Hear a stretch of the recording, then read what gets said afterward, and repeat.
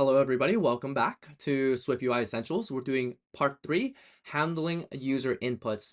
Here we'll be taking in user input and updating our landmarks app properly. And by that, I mean that by marking our items in our landmarks as favorites, we'll update our view to show stars. And by updating our view inside our list view, we want to be able to filter for that. So then we'll have a toggle button to toggle for only our favorite items. After that, we want to be able to use observations to show that so that we can pull information from different views, and they will update the correct model. So we have one model for multiple views so that we can update our view in another, so like in the detailed view. So let's take a look at what that looks like. So once we adopt this environment and we have this favorite button inside our detailed view, we can do something like this. Here we see that we update our Leg McDonald's as a favorite, and we see that in the list view it is also updated. And with that, we have completed this portion of handling user inputs. Okay, let's go back to section 1 and let's begin. Okay, here we are at section 1, and we're going to add mark favorite landmarks. Here in our original app, we have no favorites at this point. We have no star. This is the star that we'll be adding in section 1. So the first item to do is to go into our landmarks file and add is favorites property to a landmark structure. This will give our landmark structure a is favorites property. And this property will be updated by our landmarks data JSON file because we are using the protocol Codable. And with Codable, we can read the values associated with the key by creating a new property with the same name as the key. All right, let's implement that. Here we go. Let's go to our Xcode and we'll type in var is favorite. And we'll type in a Boolean. And this pulls in that piece of data. Next, we'll go to our view to show that data in landmarks dot row dot swift, and we'll add this after the spacer at if there is a favorite, we're gonna add an image of star dot fill. Okay, let's check that out. Go to the view, landmarks row. After a spacer, type in if landmark dot is favorite. We're gonna do a image of a system name, and we'll type in star dot fill. Let's take a look at the preview, make sure that everything's looking perfect, and before we move on. All right, it should look black, and then we're gonna add a foreground style of dot yellow while this thing loads. So not foreground style dot yellow, and we have our yellow star. It looks like it's all the way to the edge. That does not look right, but I think we'll add some padding to it later. But with that, we're done with section 1, and we're moving on to section 2. All right, here in section 2, we're going to filter the list view. We're going to make it so that we will only present favorites. So we're going to go to our landmark list.swift file in our project navigator. And once we're here, we're going to add an add state property called show favorites only with its initial value set to false. Okay, maybe you would like a little explanation about what is add state. So add state is a property wrapper that allows us to create a mutable variable inside a struct. And by doing so, we can update show favorites only to become true or false. Without add state, we will not be able to update our variable because any item inside a struct is not mutable. All right, let's go and add that to our landmark list view. Another thing that I wanted to add is that, as you can see before we go on and do that, is that private is added to this property because we are not going to use this state for anything else other than this particular view. All right, with that out of the way, let's add that state.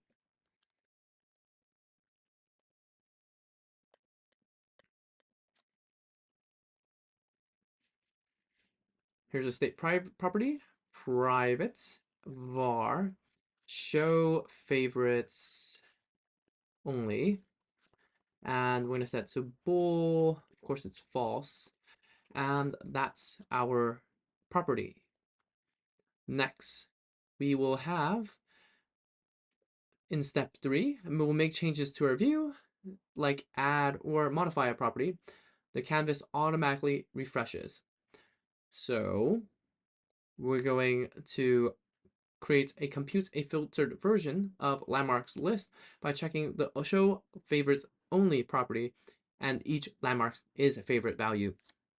So what we're doing here is that we're going to create a variable, a computed variable, where we will be only showing items that are favorites, as you can see here, or we'll be showing everything if show favorites only is off. All right, and that's going to be our filtered landmarks. We're going to take this computed variable and replace our landmarks in the list so that we have the favorite items when we want favorite items only, and we will have all the items when it's false. Okay, let's make this happen. Create a var computed variable filtered landmarks. And we're going to have this as a landmark array. That's going to be a computed property. So we're going to do a landmark. We already have landmarks. Dot filter. And we're going to do a closure on this. We're going to hit landmark. And we're going to return if not show favorites only, or landmark dot is favorites, and that will return our Boolean value for this filter function. Something's wrong here. I think we have an extra closure here and extra closure here. I believe what we need is a parentheses instead. I think that's perfect. And if we want to look into this a little bit more after I finish this off, we now have all our items. We are going to look at this and let's update that and let's take a look. That's what's going on.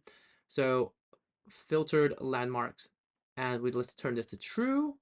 And as you can see, this updates our view and only the favorites are showing. Right, what I wanted to get to. This is the favorites function. And what we're doing here is that we're taking this filter function takes a closure, which takes itself as an element, each element inside, and returns a Boolean value for each item.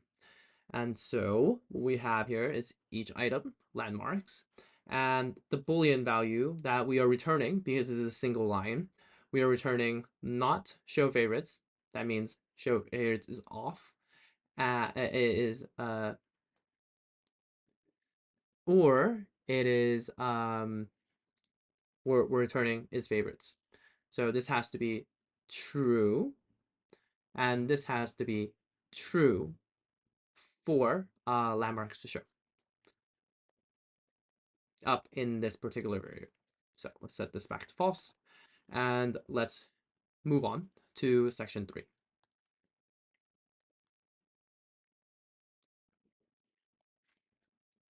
Okay, so we're gonna add a control to toggle the show favorites only state.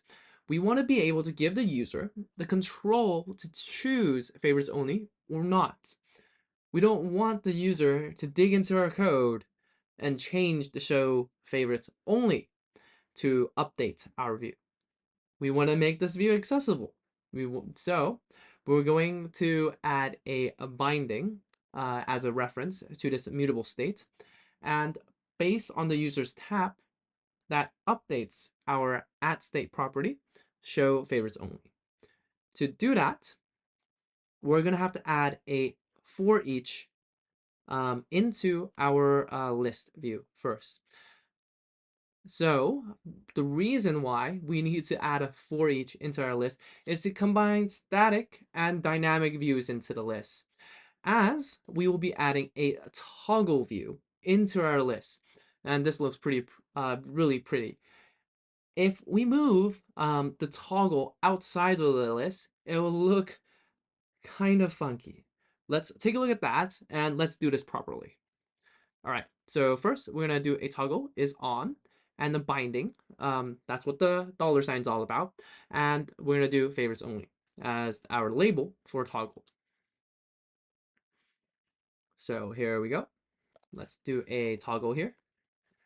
And let's do a is on. And we're gonna do that as a $sign at show favorites only. And the label, of course, is going to be text show favorites. And let's take a look at the update. Okay, we're waiting. And as you can see, pretty ugly.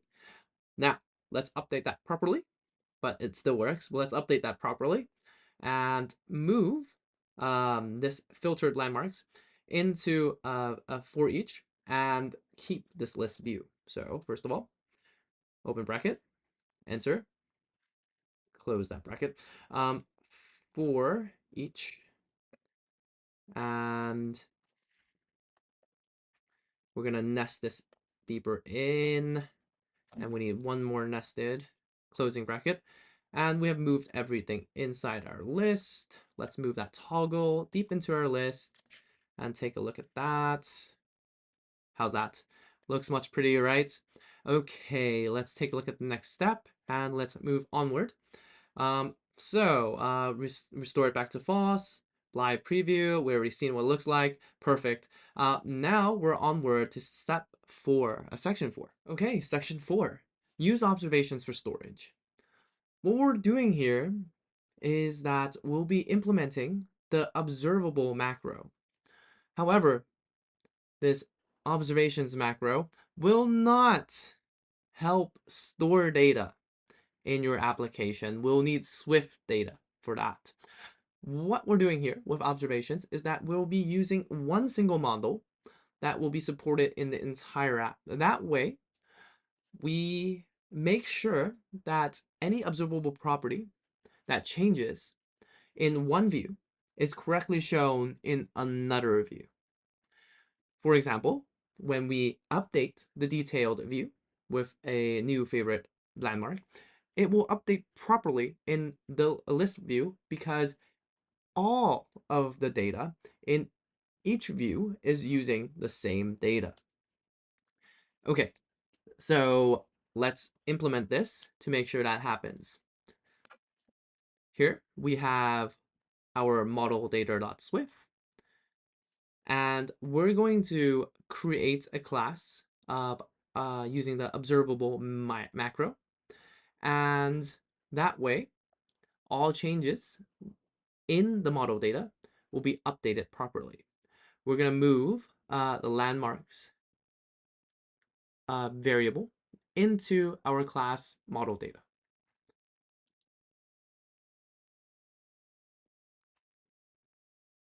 So here we go, model data at observable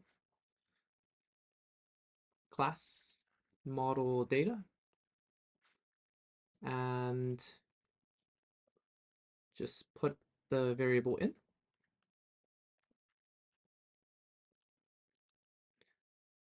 And then we will have to update all our data. Okay, here in section 5, we'll be using the model data in our views. we'll be declaring an environment property of type model data and pull in a model data type as our property model data and update um, everything using our environmental data model data.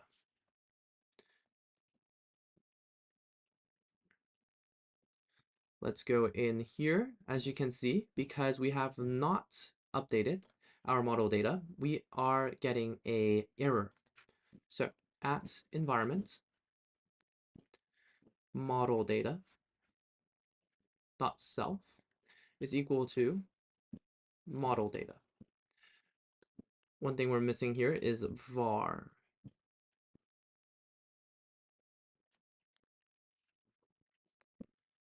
And not an equal sign. So we're pulling in the model data. Here, let's update that to be model data dot a lowercase m, please. And let's pull this into our environment. So model data. As you can see here, let's see if that works with us. And it should work for this particular view.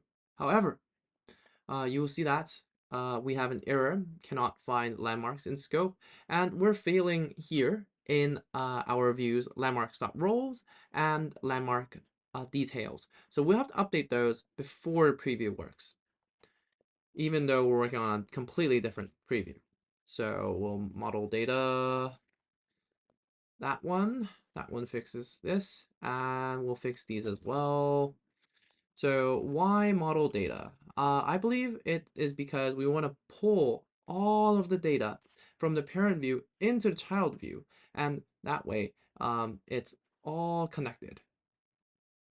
As you can see here, we are passing model data and filter landmarks, and we're passing these into our landmark here, and these will all update properly. So let's take a look at that in action in a little bit. And let's check out if there's anything I have forgotten to do. Everything's working properly. We have updated the model data for all of our views, except for our content view. Our content view will take in the environment data from the outside. So what does that mean? We will be updating the content, pulling in the content view, the model data from our landmarks app, which it has a state property of private. The reason why we use @state attribute to initialize the model is because we want this to be only initialized once for the lifetime of the entire app. Okay, so let's do that. So here at content view, let's check that out. We're gonna set that to, oh, okay, that's fine.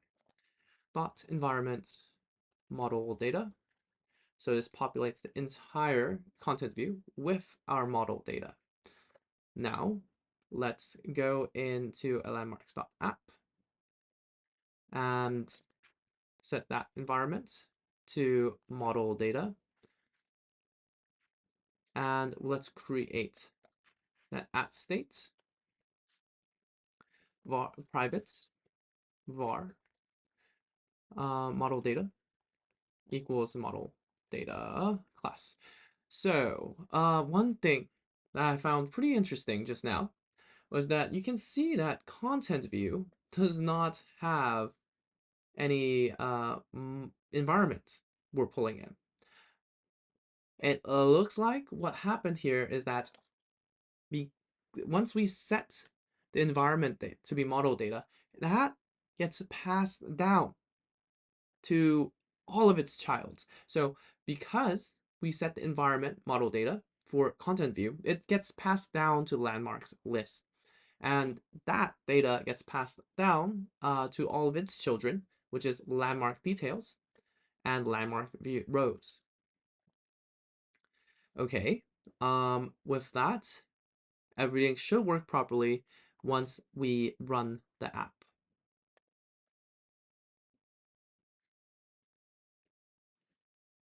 All right. Take a look. Everything's working properly. You can click into it. Perfect. All right, on to step 6. Okay, now we're going to create a favorite button for each landmark. In our landmark detail page, we'll be using this favorite button to update whether or not a landmark is a favorite or not a favorite. This button will be using @binding. To pull in is set. That way, when that variable is set, is whether it's true or false, it updates the variable that is being pulled in for is set. Let's create a new view called favorite button. It looks like what happens here is that a lot of code has been written out for us for some reason. Now it's not written out. Okay, well, let's just start with favorite button.swift. So here's a view, new file, Swift file, favorite button. And let's move on to the next step. Add a @binding to make sure that the view data is propagated back to the data source. Yes. So set @binding var is set boolean, and we'll need to set this as well. So is set, and we'll set it constant. So it's a binding value. Just set it's true. Okay, now we're going to create a button that has an action of is set, and we're going to add a label with toggle favorites, and this has an image of is set, whether it's filled or just a star, and the label style is going to be icon only, with a foreground style of is set to be a yellow or a gray. This is fantastic.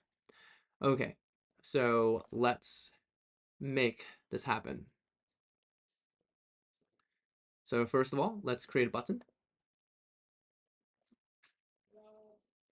And let's have an action and label. The action is going to be is set dot toggle. And the next thing, the label is going to be toggle favorites. Let's create a label. And we want a title and an image or system image. I believe it's system image. Let's do that. Title is going to be toggle favorites. The image is going to be based off of is set. So is set is true or false. And we're going to do a system image. Image system name star and dot fill, or star itself. It looks like we don't need anything else other than just the name of the image. So that's nice. Okay, with that bit is done. I like that. And what else is there? So we're going to update this label with label style to dot icon only. So only the icon will show. And we will do, is it a foreground style? Yes, foreground style with a color of dot yellow or dot gray based on the color of what we see. With that, we are good to go, and we're going to now restructure the hierarchy of our files, because we want to make things easy for us to find. And so we're going to set all the landmark to be to group all of these into a single group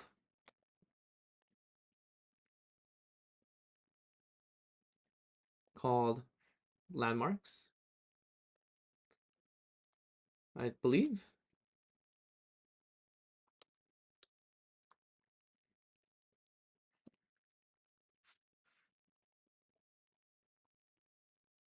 And we'll set these to be our helpers.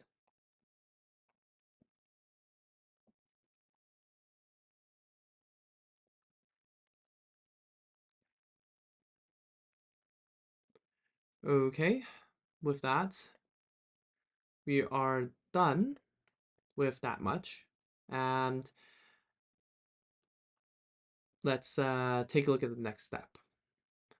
Next up here is to switch to our landmark details.swift and compute that. Compared to data, you need access, dot. Let's see what that means. So we're doing an at environment, so we're pulling in the right data, and we're finding that data here in landmark index, and we're updating that particular landmark in the model data so that we update the correct data. If we do not, and we update var landmark, nothing is being updated.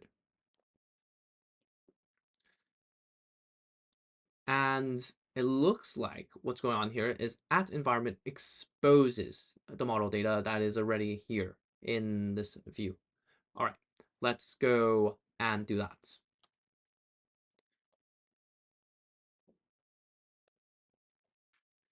At environment var model data self var model data. And we're going to do a landmark index of an int. And we're going to find that index.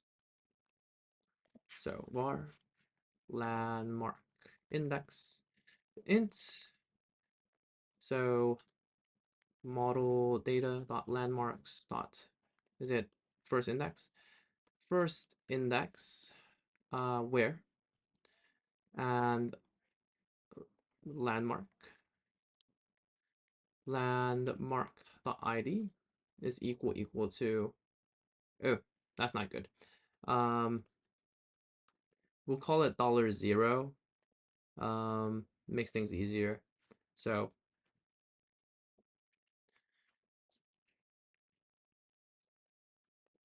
with that, we return the value.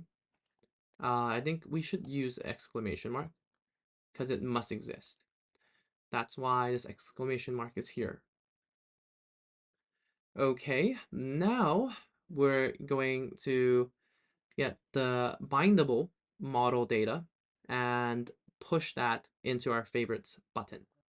All right, so we'll make the model data bindable in the body property so that we can send that with a $sign to represent that it is a binding variable into our favorites button. So it updates model data using the favorites button.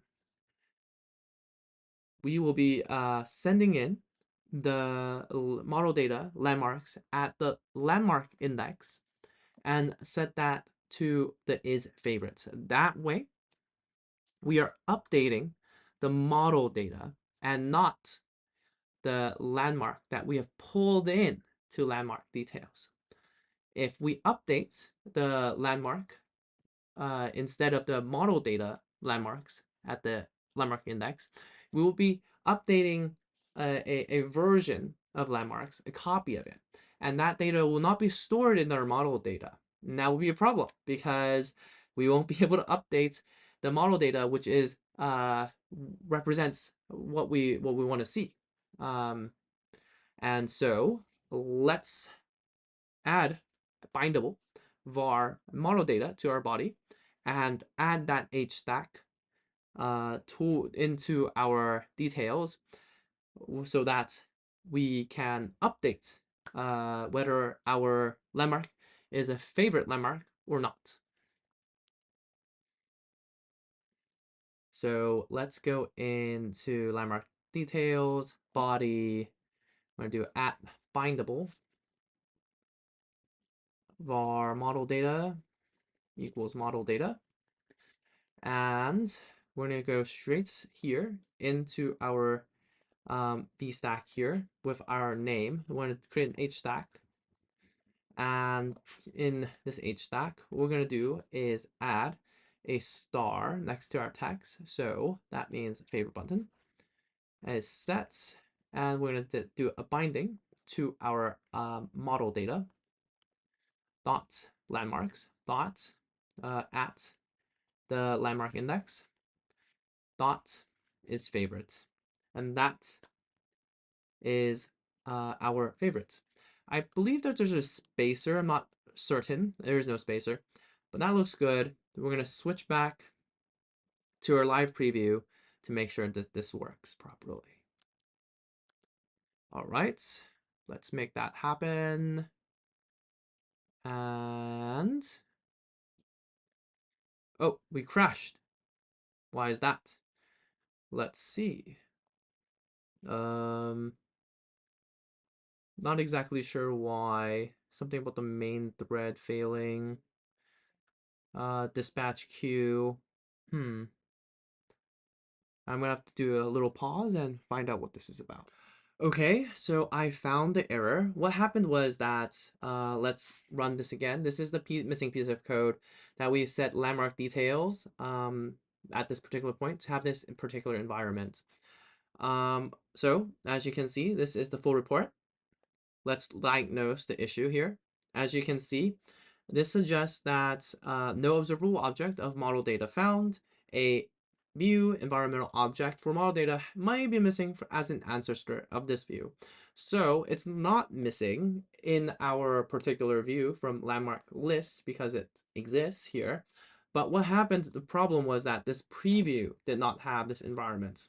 So we have to add this piece of information back in to our environment for landmark details and in our preview so that we can display what we want to display. And we can now update and whether it is a favorite or not a favorite. So I believe that this does not tell us to do, oh, it does tell us to do that here in a previous step. I just missed it because the screen wasn't big enough. Okay, so that was my bad. With that, let's go into our landmarks and make sure that it works out. So let's run the app.